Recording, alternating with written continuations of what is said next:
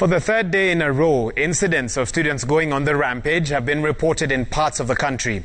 Earlier today, property of unknown value was destroyed after two schools were burnt down in separate incidents. Dormitories were razed down at the Kisumu Boys and Bukembe Boys in Bungoma County. Makori Ongechi spoke to psychologists and former principals on what could be the possible reasons behind the unrest. Tuesday morning, and these were the scenes at the Kisumu Boys High School as firefighters tried to quell the remnants of a fire that broke out at about 10:30 a.m.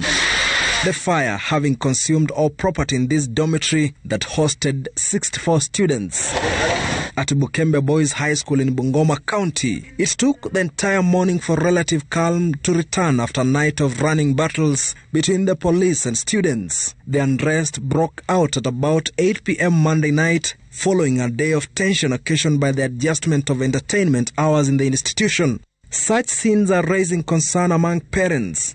Dr. Kiogora, the immediate former principal of Moi Forces Academy, who served in the same capacity for 17 years and now sits at the helm of the Kenya Institute of Special Education, explains some of the possible reasons behind the unrest at a time Form 4 students are only a month away from their national examinations. Some of them were involved with companies maybe which were taking drugs, parties which were destructive. But these students also got into other culture of money making. Some of them were running bondas, and others were hawking. They were hawkers, and all of a sudden they're in school and they're being told, stop earning money, start learning, depending on how students have been prepared psychologically. And normally they get afraid of exams, depending on how they are being brought up in those schools. Exams could also be contributing to anxiety, which need to be managed professionally in terms of speaking to the students and assuring them that the life they have left at home and the one they are in need to agree. There is also concern that psychological issues could be causing the unrest. Josephine Kararu, who leads the institution's counseling department, argues a lot might have happened to the learners while at home that is unknown to teachers. I think we are dealing with a group of students who are as fearful as any other citizen. Students who have come from an environment where people are never sure about tomorrow. There's a lot of uncertainty.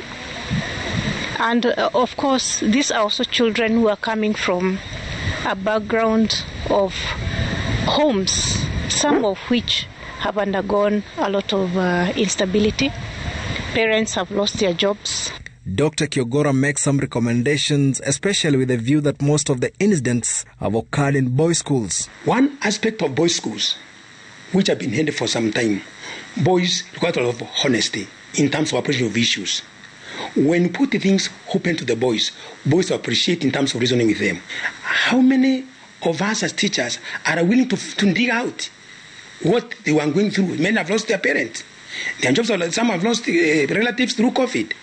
Other parents have relocated because maybe they lost their jobs. Many parents in the affected schools have condemned the act, urging students to exercise civility when they have issues to raise with their teachers. And as cases of student unrest begin to emerge again, psychologists argue there is need for school administrators to engage the learners occasionally in order to lower their anxiety even as they pursue their studies during these unusual times. Makori Ongechi, Citizen TV, Nairobi.